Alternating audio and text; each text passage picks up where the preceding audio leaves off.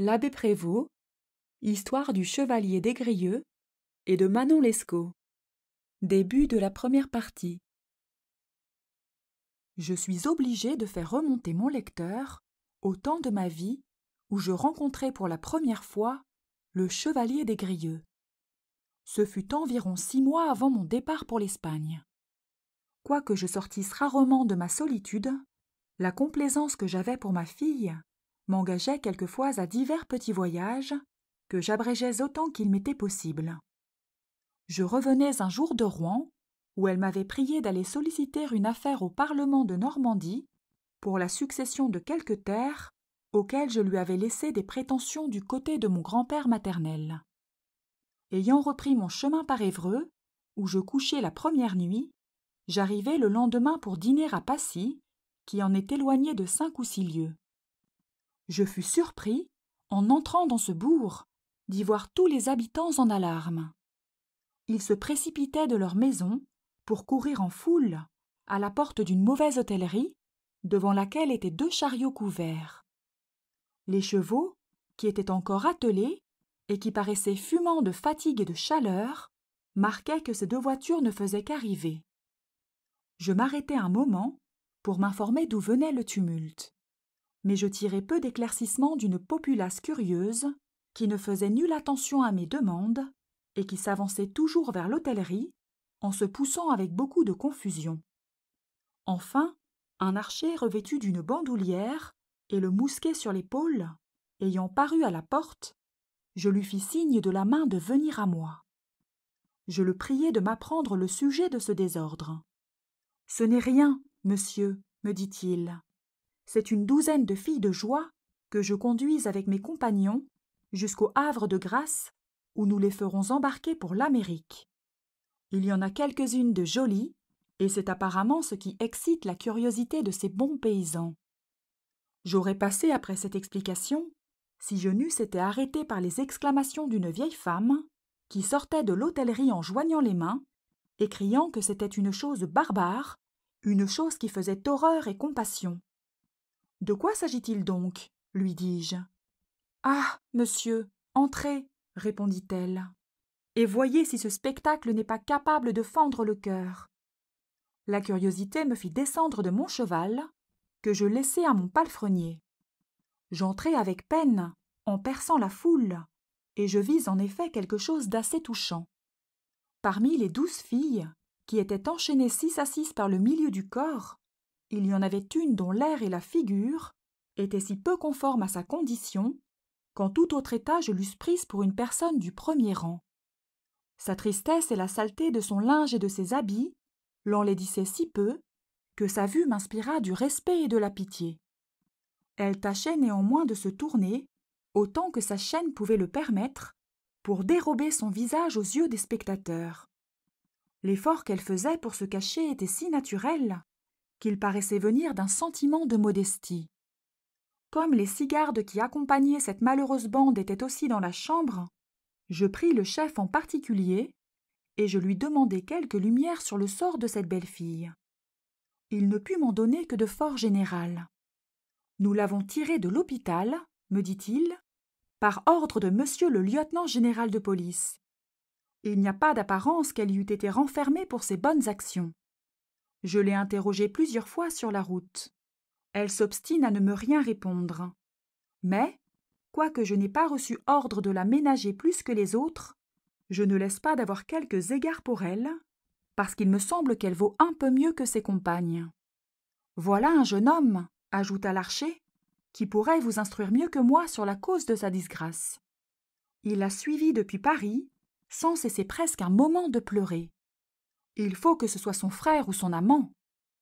Je me tournai vers le coin de la chambre où ce jeune homme était assis. Il paraissait enseveli dans une rêverie profonde. Je n'ai jamais vu de plus vive image de la douleur. Il était mis fort simplement, mais on distingue, au premier coup d'œil, un homme qui a de la naissance et de l'éducation. Je m'approchai de lui. Il se leva, et je découvris dans ses yeux, dans sa figure et dans tous ses mouvements, un air si fin et si noble que je me sentis porter naturellement à lui vouloir du bien. « Que je ne vous trouble point, lui dis-je. en m'asseyant près de lui. « Voulez-vous bien satisfaire la curiosité que j'ai de connaître cette belle personne, qui ne me paraît point faite pour le triste état où je la vois ?» Il me répondit honnêtement qu'il ne pouvait m'apprendre qui elle était, sans se faire connaître lui-même, et qu'il avait de fortes raisons pour souhaiter de demeurer inconnu. Je puis vous dire néanmoins ce que ces misérables n'ignorent point, continua-t-il en montrant les archers, c'est que je l'aime avec une passion si violente qu'elle me rend le plus infortuné de tous les hommes. J'ai tout employé, à Paris, pour obtenir sa liberté. Les sollicitations, l'adresse et la force m'ont été inutiles. J'ai pris le parti de la suivre, dût-elle aller au bout du monde. Je m'embarquerai avec elle. Je passerai en Amérique. Mais, ce qui est de la dernière inhumanité, ces lâches coquins, ajouta-t-il en parlant des archers, ne veulent pas me permettre d'approcher d'elle. Mon dessein était de les attaquer ouvertement, à quelques lieues de Paris. Je m'étais associé 4 hommes, qui m'avaient promis leur secours pour une somme considérable. Les traîtres m'ont laissé seul aux mains et sont partis avec mon argent. L'impossibilité de réussir par la force m'a fait mettre les armes bas. J'ai proposé aux archers de me permettre du moins de les suivre en leur offrant de les récompenser. Le désir du gain les y a fait consentir.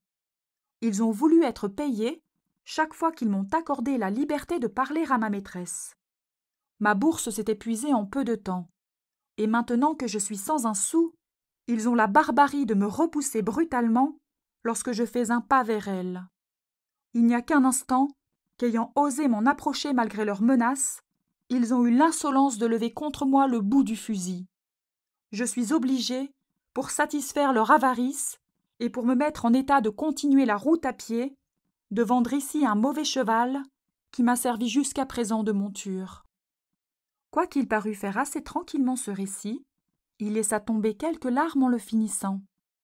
Cette aventure me parut des plus extraordinaires et des plus touchantes. « Je ne vous presse pas, lui dis-je, de me découvrir le secret de vos affaires, mais si je puis vous être utile à quelque chose, je m'offre volontiers à vous rendre service. »« Hélas, reprit-il, je ne vois pas le moindre jour à l'espérance. Il faut que je me soumette à toute la rigueur de mon sort. J'irai en Amérique. J'y serai du moins libre avec ce que j'aime. J'ai écrit à un de mes amis qui me fera tenir quelque secours au Havre de grâce. Je ne suis embarrassé que pour m'y conduire et pour procurer à cette pauvre créature, ajouta-t-il en regardant tristement sa maîtresse, quelque soulagement sur la route. « Eh bien, lui dis-je, je vais finir votre embarras. Voici quelque argent que je vous prie d'accepter. Je suis fâché de ne pouvoir vous servir autrement. » Je lui donnai 4 louis d'or, sans que les gardes s'en aperçussent, car je jugeais bien que, s'ils lui savaient cette somme, ils lui vendraient plus chèrement leur secours. Il me vint même à l'esprit de faire marcher avec eux, pour obtenir au jeune amant la liberté de parler continuellement à sa maîtresse jusqu'au Havre. Je fis signe au chef de s'approcher, et je lui en fis la proposition. Il en parut honteux, malgré son effronterie. « Ce n'est pas, monsieur, répondit-il d'un air embarrassé, que nous refusions de le laisser parler à cette fille. Mais il voudrait être sans cesse auprès d'elle. Cela nous est incommode. Il est bien juste qu'il paie pour l'incommodité. Voyons donc, lui dis-je, ce qu'il faudrait pour vous empêcher de la sentir. » Il eut l'audace de me demander 2 louis. Je les lui donnai sur-le-champ. « Mais prenez garde, lui dis-je, qu'il ne vous échappe quelque friponnerie, car je vais laisser mon adresse à ce jeune homme, afin qu'il puisse m'en informer, et comptez que j'aurai le pouvoir de vous faire punir. » Il m'en coûta 6 louis d'or. La bonne grâce et la vive reconnaissance avec laquelle ce jeune inconnu me remercia achevèrent de me persuader qu'il était né quelque chose et qu'il méritait ma libéralité. Je dis quelques mots à sa maîtresse avant que de sortir. Elle me répondit avec une modestie si douce et si charmante que je ne pus m'empêcher de faire, en sortant, 1000 réflexions sur le caractère incompréhensible des femmes. Étant retourné à ma solitude, je ne fus point informé de la suite de cette aventure. Il se passa près de 2 ans, qui me la firent oublier tout à fait, jusqu'à ce que le hasard me fit renaître l'occasion d'en apprendre à fond toutes les circonstances. J'arrivai de Londres à Calais avec le marquis de mon élève. Nous logeâmes, si je m'en souviens bien, au Lion d'Or, où quelques raisons nous obligèrent de passer le jour entier et la nuit suivante. En marchant l'après-midi dans les rues, je crus apercevoir ce même jeune homme dont j'avais fait la rencontre à Passy. Il était en fort mauvais équipage et beaucoup plus pâle que je ne l'avais vu la première fois. Il portait sur le bras un vieux porte-manteau, ne faisant qu'arriver dans la ville. Cependant, comme il avait la physionomie trop belle pour n'être pas reconnu facilement, je le remis aussitôt. « Il faut, dis-je au marquis, que nous abordions ce jeune homme. » Sa joie fut plus vive que toute expression lorsqu'il m'eut remise à son tour. « Ah, monsieur !»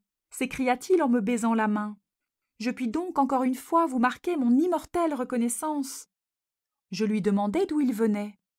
Il me répondit qu'il arrivait par mer du Havre de Grâce, où il était revenu de l'Amérique peu auparavant. « Vous ne me paraissez pas fort bien en argent, lui dis-je. Allez-vous-en au Lion d'Or, où je suis logé. Je vous rejoindrai dans un moment. » J'y retournai en effet, plein d'impatience d'apprendre le détail de son infortune et les circonstances de son voyage d'Amérique. Je lui fis 1000 caresses et j'ordonnai qu'on ne le laissât manquer de rien. Il n'attendit point que je le pressasse de me raconter l'histoire de sa vie. « Monsieur, me dit-il, vous en usez si noblement avec moi que je me reprocherais, comme une basse ingratitude, d'avoir quelque chose de réservé pour vous. Je veux vous apprendre, non seulement mes malheurs et mes peines, mais encore mes désordres et mes plus honteuses faiblesses.